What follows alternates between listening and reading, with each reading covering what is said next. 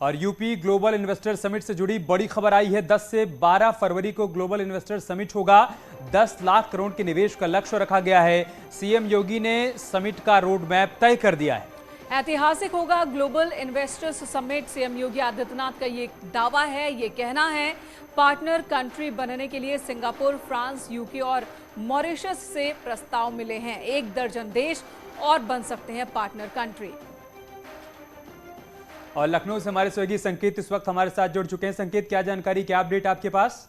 देखिए, मुख्यमंत्री योगी आदित्यनाथ ने आज एक बैठक की थी और ग्लोबल इन्वेस्टर समिट की तैयारियों को लेकर, और उसमें आज तारीख तय हो गई है। ये एक बड़ी खबर है। 10 से 12 फरवरी तक उत्तर प्रदेश में ग्लोबल इन्वेस्टर समिट आयोजित की जाएगी। और मुख्यमंत्री योगी आदित्यनाथ ने सीधे तौर पर निर्देश दिए हैं कि इसकी तैयारियां बड़े स्तर पर की जाए, और यही नहीं, देश ही नहीं, विदेशों में भी जो दूसरे देश हैं वहां पर भी प्रचार प्रसार किया जाए, और इसका बड़े स्तर पर, जिससे कि दूसरे देश, चाहे वो पार्टनर कंट्री बनने के लिए सिंगापुर, फ्रांस, यूके और मॉरिशस से तमाम प्रस्ताव आ चुके हैं पहले ही। इसके अलावा 1 दर्जन से ज्यादा देश और भी पार्टनर बन सकते हैं, उनसे बातचीत चल रही है। यह आज समीक्षा बैठक में सामने आया है। वहीं मुख्यमंत्री योगी आदित्यनाथ की जो सोच है कि 10 लाख करोड़ के औद्योगिक निवेश के लक्ष्य के साथ में इस ग्लोबल इन्वेस्टर समिट को आयोजित किया जाएगा, और ये लक्ष्य विभाग को दिया गया है। जी संकेत, जाहिर सी बात है एक बड़ा लक्ष्य है, और उस लक्ष्य को हासिल करने के लिए जरूरी रणनीति पर भी काम हुआ होगा। इन्वेस्टर्स को लुभाने के लिए किन किन बातों पर ख्याल रखने की बात कही गई है? देखिए, सबसे खास जो बात है वो आज मुख्यमंत्री योगी आदित्यनाथ ने जब विभागीय समीक्षा की, उसमें जो समिट के आयोजन के रोडमैप के संबंध में बातचीत की कि आखिर किस तरह का रोडमैप तैयार किया है विभाग ने। और मुख्यमंत्री ने निर्देश दिए हैं कि रिफॉर्म, परफॉर्म और ट्रांसफॉर्म के मंत्र को आत्मसात करना है और इसी लाइन पर काम करना है। यही नहीं, उत्तर प्रदेश को देश की 6वीं अर्थव्यवस्था है, उसे दूसरे नंबर की अर्थव्यवस्था बनाने की तैयारी करनी है, और इसी लक्ष्य को लेकर आगे बढ़ना है। और जो सबसे खास बात है, बड़ी खबर है कि 10 से 12 फरवरी यानी 10, 11 और 12 फरवरी को ग्लोबल इन्वेस्टर समिट का आयोजन किया जाएगा। बिल्कुल संकेत, तो तारीख तय हो चुकी है, रणनीति बन चुकी है। अब जो चुनौती होती है कि समिट के दौरान जितने निवेशक आते हैं उनको बनाए रखना और उनको नतीजों में कन्वर्ट करना।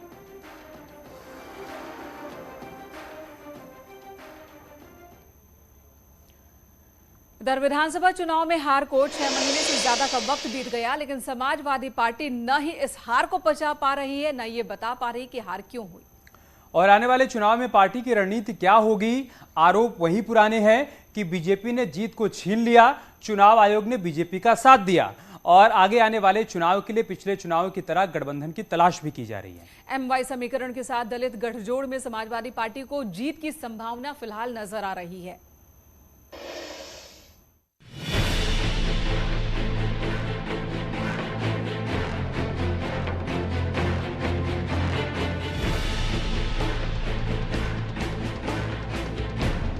जैसे कि पहले से तय था, आज अखिलेश यादव को तीसरी बार समाजवादी पार्टी का अध्यक्ष चुन लिया गया है। लेकिन मंच से जो तस्वीर नजर आई वो एक अलग संदेश दे गई। दरअसल अखिलेश यादव मंच पर थे और उनके साथ थी बाबा साहेब भीमराव अंबेडकर की तस्वीर। इस तस्वीर से 2 सवाल बड़े हो चले हैं। पहला, क्या अखिलेश यादव दोबारा मायावती के साथ गठबंधन की संभावनाएं तलाश रहे हैं, या फिर अखिलेश यादव की नजर बीएसपी के वोट बैंक माने जाने वाले दलित समाज पर है? अखिलेश यादव का जवाब सुनिए। ये समाजवादियों की कोशिश होनी चाहिए कि बाबा साहब के सिद्धांत पे चलने वाले लोग और डॉक्टर राम लोहिया जी के सिद्धांत पे चलने वाले लोगों को साथ जोड़ करके हम लोग संविधान और लोकतंत्र को बचाने का काम करें। अखिलेश यादव ने मंच से जो कहा उससे एक बात तो साफ है कि अखिलेश यादव अब MY समीकरण के इतर रास्ता तलाश रहे हैं, या फिर उन्हें यकीन हो चला है कि MY समीकरण के आसरे सत्ता का रास्ता आसान नहीं। साइलेंट वोट हमारी माताओं बहनों के लिए कहते हैं, इसलिए हम समाजवादी साथियों से अपील करेंगे कि ज्यादा से ज्यादा माताओं बहनों के बीच में जाएं और सरकार ने जो नाकाम हुई है, क्योंकि आज सबसे ज्यादा घटनाएं किसी पर हो रही तो हमारी माता बहनों पर। तस्वीर बिल्कुल साफ है कि अखिलेश यादव की वोटर्स कहे जाने वाले महिलाओं पर है, दलित वोट बैंक पर है, और रणनीति बीजेपी वाली है कि अपना बूथ सबसे मजबूत बनाना पड़ेगा। एक भी वोट बटना नहीं चाहिए। लेकिन समाजवादी पार्टी का तीसरी बार राष्ट्रीय अध्यक्ष बनने के बाद अखिलेश यादव ने मंच से जो कहा उससे राजनीति को विस्तार दे दिया है, क्योंकि अखिलेश यादव को चुनाव आयोग पर यकीन नहीं है और न ही इस बात का यकीन है कि 2022 में मिली हार जनादेश का नतीजा था। ये सरकार जो बनी है, ये सरकार जनता की बनाई हुई नहीं है। जनता को भी भरोसा नहीं कि सरकार कैसे बन गई। ये सरकार आपकी छीनी है इन्होंने।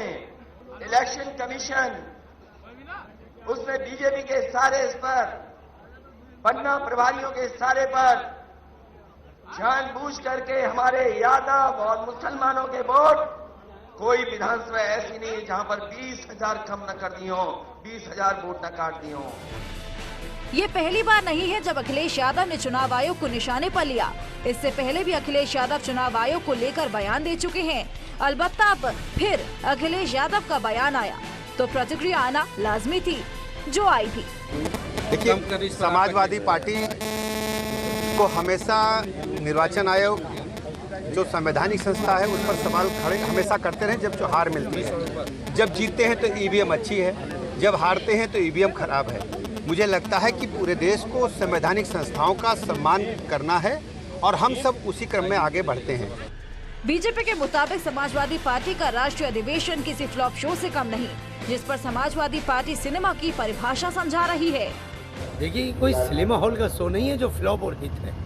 ये समाजवादी पार्टी का अधिवेशन है। इसमें राष्ट्रीय अध्यक्ष जी और प्रदेश अध्यक्ष जी का चुनाव होना था, जो इस संविधान और हमारी पार्टी का संविधान कहता है। तो उसके तहत हम लोगों ने कार्रवाई करी है। ये किसी के लिए मनोरंजन के लिए कोई मंच नहीं सजा रखा है। ये वो लोग हैं जो अपने प्रोग्राम में मनोरंजन ढूंढते हैं और फ्लॉप और हिट का बात बताते हैं। 19 नवंबर 2021 को किसानों के विरोध के बाद केंद्र सरकार 3 कृषि कानून वापस ले लिए थे। अब अखिलेश यादव दावा कर रहे हैं कि कृषि कानून की वापसी उस समय उनके रथ यात्रा का नतीजा थी। लाख टके की बात यह है कि अखिलेश यादव के तमाम आरोप और दावे जनता के बीच समाजवादी पार्टी की हवा बनाने के कवायद का हिस्सा लगते हैं। Bureau report. मायावती ने समाजवादी पार्टी और अखिलेश यादव के अंबेडकर वादियों को जोड़ने वाले बयान पर निशाना साधा। मायावती ने ट्वीट करते हुए तंज कसा। समाजवादी पार्टी द्वारा अपने चाल चरित्र चेहरा को अंबेडकरवादी दिखाने की कोशिश वैसा ही ढोंग है, नाटक है, छलावा है, जैसा कि वोटों के स्वार्थ की खातिर दूसरे पार्टियां अक्सर करती हैं। ये लिखा है मायावती ने। आगे उन्होंने लिखा है कि इनका दलित व पिछड़ा वर्ग प्रेम मुंह में राम बगल में छुरी को ही चरितार्थ करता है।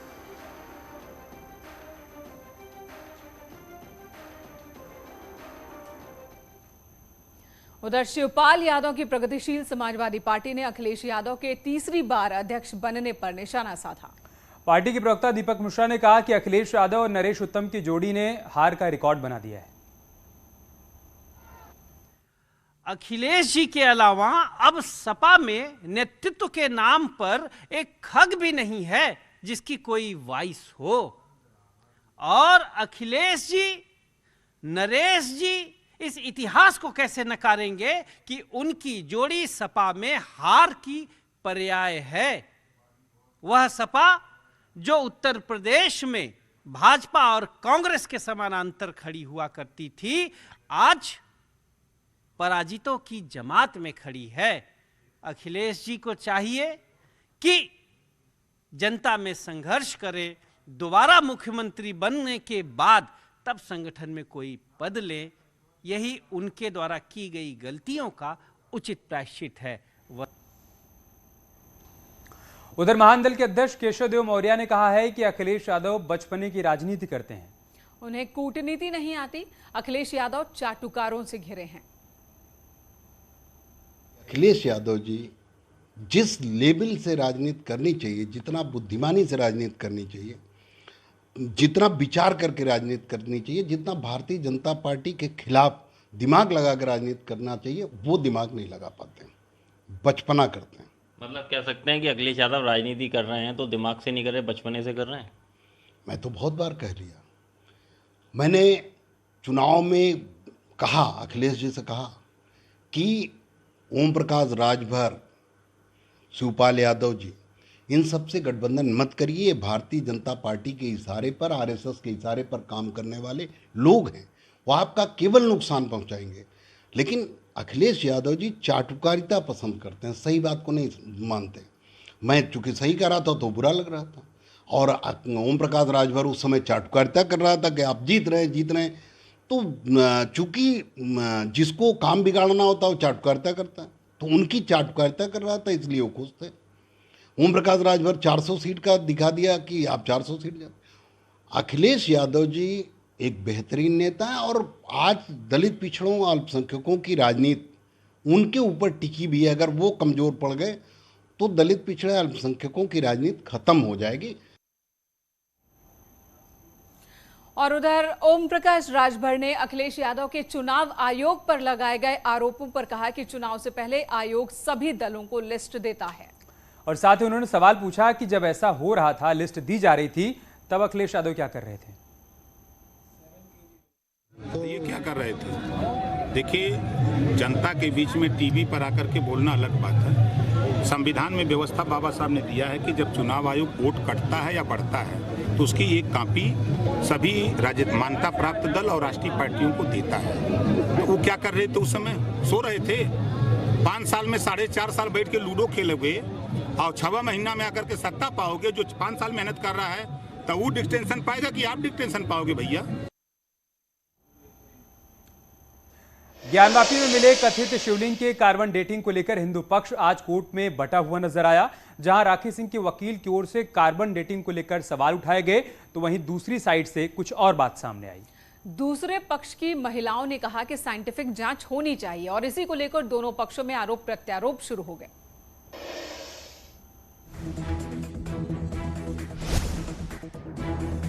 हमने ये कहा है कि कार्बन डेटिंग या और साइंटिफिक प्रक्रिया से ये जांच की जाए कि ये शिवलिंग कितना पुराना है। कार्बन डेटिंग या किसी भी प्रकार की वैज्ञानिक टेस्ट हमारे आदिदेव, हमारे भगवान का करना क्या ये उचित है? और अगर ये एप्लीकेशन दिया गया तो कौन मुस्लिम पक्ष से मिला, ये समझ में नहीं आ रहा है। स्पष्ट रूप से हम सब जानते हैं पहले से कि वो केस विड्रॉ करना चाहती थी। किसी को पावर ऑफ अटॉर्नी दे रखी है, वो उनके नाम पे खेल रहे हैं, एएसआई का विरोध कर रहे हैं, वही विरोध मुस्लिम पक्ष भी कर रहा है। तो पिक्चर आपके सामने क्लियर है। वो चाहते हैं कार्बन डेटिंग के माध्यम से शिवलिंग डैमेज हो जाए। एमआरआई होता है तो क्या शरीर अलग अलग हो जाता है? ज्ञानवापी परिसर में मिले कथित शिवलिंग को लेकर कोर्ट के अंदर से लेकर बाहर तक हिंदू पक्ष में विवाद छिड़ गया है। दरअसल ज्ञानवापी केस में हिंदू पक्ष की 4 महिला याचिकाकर्ता ज्ञानवापी परिसर में शिवलिंग की कार्बन डेटिंग या फिर साइंटिफिक तरीके से जांच चाहती हैं, जिसे लेकर एडवोकेट विष्णु शंकर जैन ने कोर्ट में याचिका दी थी। इस याचिका पर 7 अक्टूबर को कोर्ट अपना फैसला देगी, लेकिन इससे पहले ही हिंदू पक्ष की याचिकाकर्ता राखी सिंह के वकील के कोर्ट में दी गई आपत्ति पर सड़क पर बहस छिड़ गई है। आरोप है राखी सिंह मुस्लिम पक्ष से मिल गई हैं। शायद बिक चुके हैं, उनको कहीं से मिल चुका है इतना कि वो बस जो है कि हम वो क्या उनको कहा जाए, उनका वो जाने। हम लोग अपना लड़ेंगे, आखिरी दम तक लड़ेंगे, सुप्रीम कोर्ट तक जाएंगे और न्याय हम लोग को मिलेगा, हम लोग को पता है। दरअसल 4 महिला याचिकाकर्ताओं के वकील विष्णु जैन ने अदालत में अर्जी दी है कि ज्ञानवापी परिसर में मिले शिवलिंग की साइंटिफिक तरीके से जांच होनी चाहिए, जिसमें कार्बन डेटिंग भी शामिल है। वहीं राखी सिंह के वकील अनुपम द्विवेदी ने कहा कि जांच से शिवलिंग डैमेज हो सकता है, जो कि हिंदू आस्था के खिलाफ है। उन्होंने कोर्ट में आपत्ति जताई है। राखी सिंह के वकील अनुपम द्विवेदी का जो तर्क है वो काफी हद तक मुस्लिम पक्ष की दलीलों से मिलता है, लिहाजा कोर्ट के अंदर जारी बहस सड़क पर आ गई है। मुझे ये बताइए उस एप्लीकेशन में कहाँ लिखा हुआ है कि शिवलिंग को डैमेज किया जाए? मुझे ये बताइए उस एप्लीकेशन में कहाँ लिखा है कि शिवलिंग की ही कार्बन डेटिंग हो? ये कहाँ लिखा है? उस एप्लीकेशन में हमने ग्राउंड पेनिट्रेशन रेडार के जरिए, ग्राउंड पेनिट्रेशन रेडार जब लगता है, मुझे लगता है जो ये सवाल पूछ रहा है, होमवर्क नहीं किया, उनसे पूछिए कि ग्राउंड पेनिट्रेशन रेडार क्या होता है। ग्राउंड पेनिट्रेशन रेडार में कोई टच नहीं किया जाता है, वो एक टेक्नोलॉजी, रेडार टेक्नोलॉजी के माध्यम से ये असरटेन किया जाता है कि ये शिवलिंग कितने नीचे तक गया है, कितना लंबा है, कितना चौड़ा है। पहली बात। दूसरी बात, हमने साइंटिफिक इन्वेस्टिगेशन मांगा है of this Shivling and other constituents. तो ये सब्जेक्ट मैटर ऑफ सूट भी नहीं है। इस मुकदमे को किस दिशा में ले जाया जा रहा है? मांग की गई है श्रृंगार गौरी की पूजा की, और आप लेकर चले जा रहे हैं कि जो उनका कार्बन डेटिंग या अन्य वैज्ञानिक तरीके से टेस्ट करा दिया जाए। क्यों कराया जाए? किस केमिकल प्रोसेस से आप टेस्ट कराएंगे ये बताइए। आप अगर मान रहे हैं कि अन्य साइंटिफिक मेथड से, तो ये बर्डन आपके ऊपर होगा, आपको बताना पड़ेगा कि किस मेथड से आप टेस्ट कराएंगे, कौन सा साइंटिफिक मेथड से आप टेस्ट कराएंगे, और उस साइंटिफिक मेथड से हमारे शिवलिंग का क्षरण नहीं होगा, ये बता दीजिए आप। कोई भी टेस्ट आप कराते हैं, एक सिंपल सा सिंगल सा पार्टिकल, सूत बराबर का भी पार्टिकल अगर निकल जाता है, प्लीज आइए देखिए, उधर मान बहादुर जी हमारे साथ सीनियर काउंसिल खड़े हैं, तो किस प्रकार का ऐसा सिंगल काउंसिल है, सिंगल जो है आइटम है जिससे जो है वो उसका क्षरण नहीं होगा। हिंदू पक्षकारों के बीच बने मतभेद इतने गहरे हो गए हैं कि आरोप प्रत्यारोप की लड़ाई सड़क तक पहुंच गई। उधर मुस्लिम पक्ष की दलील है कि जब तक ये तय नहीं हो जाता कि वजूखाने में फव्वारा है या फिर शिवलिंग, कोई भी सर्वे नहीं किया जाए। को लेकर के कोई मसला उनका है, हमने ऑब्जेक्शन दिया है कि अभी तक जो कमीशन कार्रवाई हुई है वो शिवलिंगम है या फव्वारा है, जब तक ये डिसाइड नहीं हो जाता है तब तक उसका कोई कार्बन डेटिंग नहीं हो सकती है। फिलहाल हिंदू पक्षकार दो धड़ों में बढ़ गया है। एक तरफ 4 महिला याचिकाकर्ताएं हैं, दूसरी ओर राखे सिंह। फिलहाल कार्बन डेटिंग और दूसरे तरीकों से शिवलिंग की जांच को लेकर वाराणसी की जिला अदालत 7 अक्टूबर को अपना फैसला देगी। वाराणसी से उपेंद्र द्विवेदी की रिपोर्ट।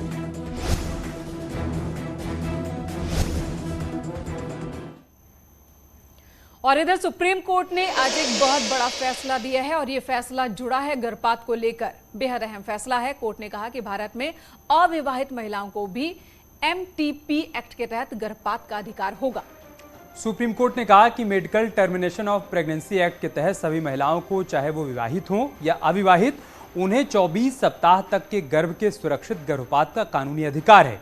महिलाओं के प्रजनन और दैहिक स्वायत्तता की पुरजोर पैरवी करते हुए कोर्ट ने कहा कि एक महिला से 24 सप्ताह के गर्भ को गर्भपात कराने का अधिकार सिर्फ इसलिए नहीं छीना जा सकता क्योंकि वो विवाहित नहीं है।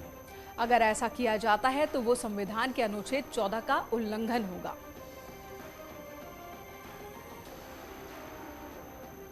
जो MTP एक्ट जो 1971 में बना था, ये एक्ट ये सिर्फ जो मैरिड वुमेन है उनके लिए था कि अगर कोई अनवांटेड प्रेगनेंसी उनको होती है तो वो उसको जाके टर्मिनेट करा सकती हैं।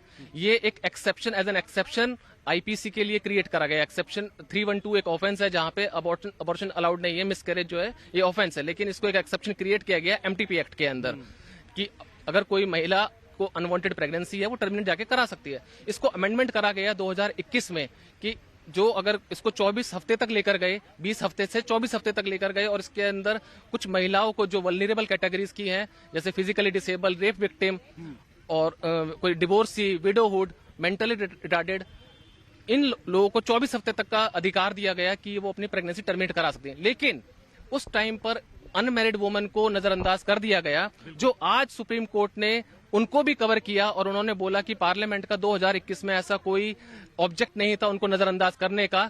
रूल 3B में उनको रूल 3B को डिस्क्रिमिनेशन नहीं करता, क्योंकि जब 2021 में मैरिड अनमैरिड वर्ड हटा दिया गया, पार्टनर वर्ड यूज करा गया, it means live in relationship were allowed. So today supreme court है। और अब आपको दिखाते हैं कि सुप्रीम कोर्ट ने अपने फैसले में क्या बड़ी बातें कही हैं। पहली बड़ी बात यह कि सभी महिलाओं को गर्भपात का अधिकार है। विवाहित या अविवाहित जरूरी नहीं है, 22 से 24 हफ्ते तक गर्भपात का हक सभी को। इसके अलावा रेप विक्टिम, मैरिटल रेप पीड़ित भी शामिल हैं। महिला को कुछ भी साबित करने की जरूरत नहीं है। कोर्ट ने यह भी कहा सेक्सुअल असॉल्ट हुआ है या रेप हुआ है, ये कुछ भी साबित करने की जरूरत नहीं है। अनवांटेड प्रेगनेंसी के मौके पर 24 हफ्ते के अंदर वो करा सकती है। वेलकम करना चाहती हूँ। मुझे लगता है ये बहुत अच्छा और प्रोग्रेसिव जजमेंट है और हमें सोचना चाहिए कि हमारा सुप्रीम कोर्ट कितना अच्छा काम कर रहा है, क्योंकि अगर अभी हम देखें तो कुछ समय पहले ही US के सुप्रीम कोर्ट ने ये कहा था कि अबॉर्शन का राइट महिलाओं को नहीं दिया जाएगा। तो मुझे लगता है कि ये बहुत अच्छा निर्णय है सुप्रीम कोर्ट के द्वारा, और महिलाओं और बच्चियों का उनकी शरीर पे पूरा अधिकार होना चाहिए, जो कि मुझे लगता है सुप्रीम कोर्ट ने भी माना है और इसीलिए ये निर्णय आया है।